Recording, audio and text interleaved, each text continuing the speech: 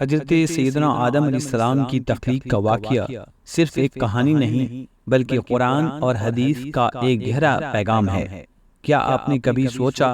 اللہ نے انہیں کیوں پیدا کیا اور انسانیت کی شروعات کیسے ہوئی؟ آئیے اس مقدس داستان کے چھپے ہوئے راز کو مل کر کھولتے ہیں اور اس میں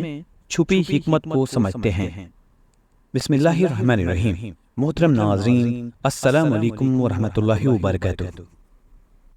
قرآن مجید میں حضرت آدم علیہ السلام کا نام 25 بار 25 آیتوں میں آیا ہے، اور انبیاء السلام کے تذکروں میں سب سے پہلا تذکرہ ابو البشر حضرت آدم علیہ السلام کا ہے، جو کہ ان چند سورتوں میں بیان کیا گیا ہے: سورہ بقرہ، سورہ اعراف، سورہ اسراء، سورہ کہف اور طٰہٰ میں نام اور صفتوں دونوں کے ساتھ، اور سورہ حجر اور صاد میں صرف صفتوں کے ساتھ ذکر کیا گیا ہے۔ اللہ تبارک تعالیٰ نے آدم کو مٹی سے پیدا کیا، اور ان کا خمیر تیار ہونے سے پہلے ہی اس نے فرشتوں کو یہ خبر دی کہ وہ بہت جلد مٹی سے ایک مخلوق پیدا کرنے والا ہے جو بشر کہلائے گی اور زمین میں ہماری خلافت کا شرف حاصل کرے گی۔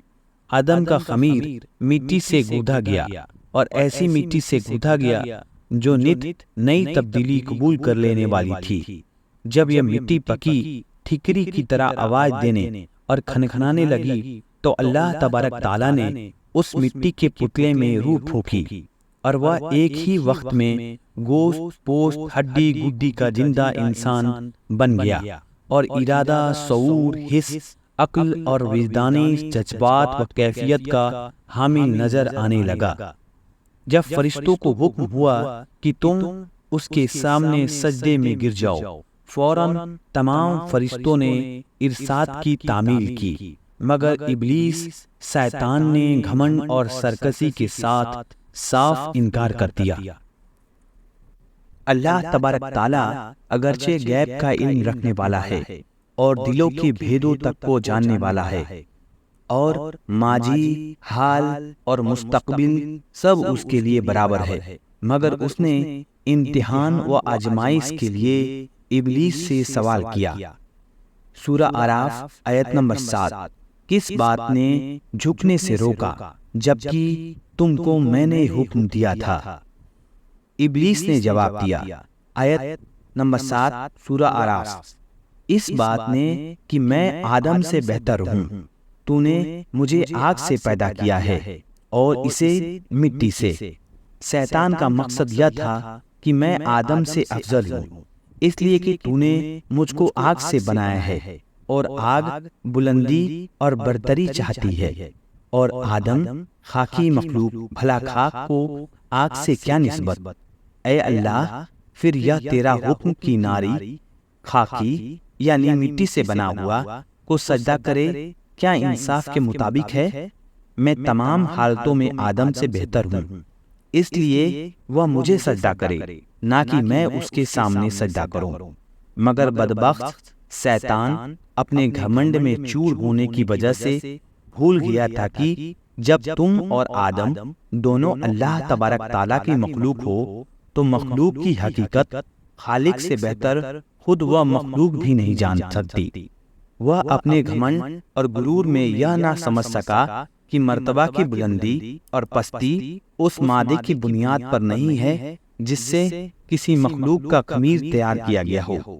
بلکہ اس کی ان صفتوں پر ہے جو کائنات کی پیدا کرنے والے نے اس کے اندر رکھ دیے ہیں۔ بہرحال شیطان کا جواب چونکہ گھمنڈ اور غرور کی جہالت پر قائم تھا، اس لیے اللہ تبارک تعالیٰ نے اس پر واضح کر دیا کہ جہالت سے پیدا ہونے والے گھمنڈ و غرور نے تجھ کو اتنا اندھا کر دیا ہے کہ تو اپنے پیدا کرنے والے کے حق اور پیدا کرنے والا ہونے کی وجہ سے اس کے احترام سے بھی منکر ہو گیا ہے، اور تو نے پیدا کرنے والے کا بات کو انکار کیا ہے، سو تو ابدی ہلاکت کا حقدار ہے، اور یہی تیرے اعمال کا قدرتی بدلہ ہے۔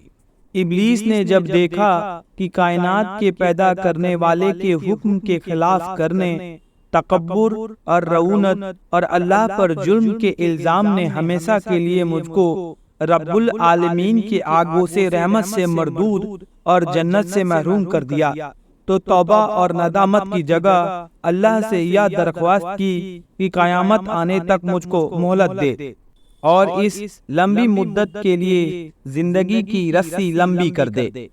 اللہ کے حکمت کا تقاضا بھی یہی تھا، اس لیے اس کی درخواست منظور کر لی گئی۔ یہ سن کر اب اس نے پھر ایک بار اپنی شیطانی کا مظاہرہ کیا، کہنے لگا جب تو نے مجھے اپنی درگاہ سے نکال دیا تو جس آدم کی بدولت مجھے یہ رسوائی نصیب ہوئی، میں بھی آدم کی اولاد کی راہ ماروں گا اور ان کے سامنے پیچھے آس پاس اور چاروں اور سے ہو کر ان کو گمراہ کروں گا اور ان کی اکثریت کو تیرا ناس پاس اور ناشکر گزار بنا چھوڑوں گا۔ البتہ تیرے مخلص بندے میرے اغوا کے تیر کے گھائل نہ ہو سکیں گے اور ہر طرف محفوظ رہیں گے۔ اللہ تبارک تعالیٰ نے فرمایا ہم کو اس کی کیا پرواہ ہے، ہماری فطرت کا قانون اٹل ہے، بس جو جیسا کرے گا ویسا بھرے گا، اور جو بنی آدم مجھ سے روگردانی کر کے تیری پیروی کرے گا وہ تیرے ہی ساتھ اللہ کے عذاب کا حقدار ہوگا۔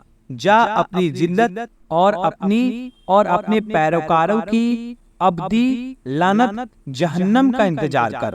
اب حضرت سیدنا آدم علیہ السلام اور دوسرے فرشتے کے بارے میں بیان کر رہا ہوں۔ جیسا کہ پہلے بیان کیا گیا ہے، جب اللہ تبارک تعالیٰ نے حضرت آدم علیہ السلام کو پیدا کرنا چاہا تو فرشتوں کو خبر دی کہ میں زمین پر اپنا خلیفہ بنانا چاہتا ہوں جو اختیار اور ارادے کا مالک ہوگا اور میری زمین پر جس قسم کا تصرف استعمال کا حق حاصل کرنا چاہے گا کر سکے گا اور اپنی ضرورتوں کے لیے اپنی مرضی کے مطابق کام لے سکے گا۔ گویا وہ میری قدرت اور میرے تصرف و اختیار کا مظہر ہوگا۔ فرشتوں نے یہ سنا تو حیرت میں رہ گئے اور اللہ تبارک تعالیٰ کے دربار میں عرض کیا کہ اگر اس ہستی کی پیدائش کی حکمت یہ ہے کہ وہ دن رات تیری تسبیح و تحلیل میں لگے رہیں اور تیری تقدیس اور بزرگی کے گن گائے تو اس کے لیے ہم حاضر ہیں،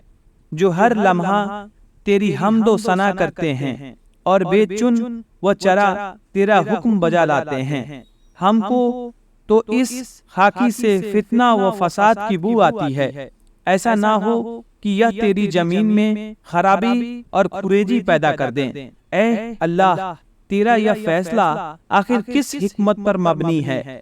بارگاہ الہی سے ایک تو ان کو یہ ادب سکھایا گیا ہے کہ مخلوق کو خالق کے معاملوں میں جلد بازی سے کام نہ لینا چاہیے اور اس کی جانب سے حکمت حال کے ظاہر ہونے سے پہلے ہی شک و شبہ کو سامنے نہ لانا چاہیے، اور وہ بھی اس طرح کی اس میں اپنی برتری اور بڑائی کا پہلو نکلتا ہو۔ کائنات کا پیدا کرنے والا ان حقیقتوں کو جانتا ہے جن کو تم نہیں جانتے، اور اس کے علم میں وہ سب کچھ ہے جو تم نہیں جانتے ہو۔ اب اللہ تبارک تعالیٰ نے حضرت آدم علیہ السلام کو اپنے سب سے بڑی مرتبے والی صفت علم سے نوازا۔ اس جگہ فرشتوں کا سوال اس لیے نہ تھا کہ وہ اللہ تبارک تعالیٰ سے مناظرہ یا اس کے فیصلے سے متعلق مضافی کریں، بلکہ وہ آدم علیہ السلام کی پیدائش کا سبب معلوم کرنا چاہتے تھے اور یہ کہ اس کو خلیفہ بنانے میں کیا حکمت ہے۔ ان کی خواہش تھی کہ اس حکمت کا راز ان پر بھی کھل جائے، اس لیے ان کی طرز ادا اور مقصد کی تعبیر میں کوتاہی پر تنبیہ کے بعد اللہ تبارک تعالیٰ نے یہ پسند فرمایا کہ ان کے اس سوال کا جواب جو ظاہر میں حضرت سیدنا آدم علیہ السلام کی تحقیر پر مبنی ہے، عمل و فعل کے ذریعے اس طرح دیا جائے کہ ان کو اپنے آپ آدمی کی برتری اور اللہ تبارک تعالیٰ کی حکمت کی بلندی اور اونچائی کو نہ صرف ماننا پڑے بلکہ اپنی درماندگی اور عز کا بھی بہیدی طور پر مشاہدہ ہو جائے۔ اس لیے حضرت آدم علیہ السلام کو اپنی سب سے بڑی مرتبے والی صفت علم سے نوازا اور ان کو چیزوں کا علم عطا فرمایا، اور پھر فرشتوں کے سامنے پیش کر کے ارشاد فرمایا کہ تم ان چیزوں کے بارے میں کیا علم رکھتے ہو؟ ان کے پاس علم نہ تھا، کیا جواب دیتے؟ کیونکہ اس سے پہلے ہم کو اس کا علم ہی کب دیا گیا تھا کہ آزمائش کی جاتی، بلکہ یہ تنبیہ مقصود ہے کہ خلافت الہیہ کا مدار تسبیح و تہلیل کی کثرت اور تقدیس و تمجید پر نہیں بلکہ علم نامی صفت پر ہے، اس لیے کہ ارادہ اختیار قدرت اور تصرف اور قدرت کا اختیار، یا دوسرے لفظوں میں یوں کہیں کہ حکومت علم کی زمینی صفت کے بغیر ناممکن ہے۔ بس جبکہ آدم علیہ السلام کو اللہ تعالیٰ نے اپنے علم کی صفت کا مکمل مظہر بنایا ہے، تو بے شک وہی عارضی خلافت کا حقدار ہیں، نہ کہ ہم۔ اور حقیقت بھی یہ ہے کہ اللہ کے فرشتے اپنی ذمہ داریوں کے علاوہ ہر قسم کی دنیاوی خواہشوں اور ضرورتوں سے بے نیاز ہیں، اس لیے وہ ان کے علم کو بھی نہیں جانتے تھے، اور آدم کو چونکہ ان سب سے واسطہ پڑتا تھا، اس لیے ان کا حال اس کے لیے ایک فطری بات تھی۔ گویا حضرت آدم علیہ السلام کو علم کی صفت سے اس طرح نوازا گیا کہ فرشتوں کے لیے بھی ان کی برتری اور خلافت کے حق کے اقرار کے علاوہ کوئی راستہ نہ رہا، اور فرشتوں کو یہ بات ماننی پڑی کہ اللہ رب العزت ہر چیز پر قادر ہے اور وہ ہر چیز جاننے والا ہے۔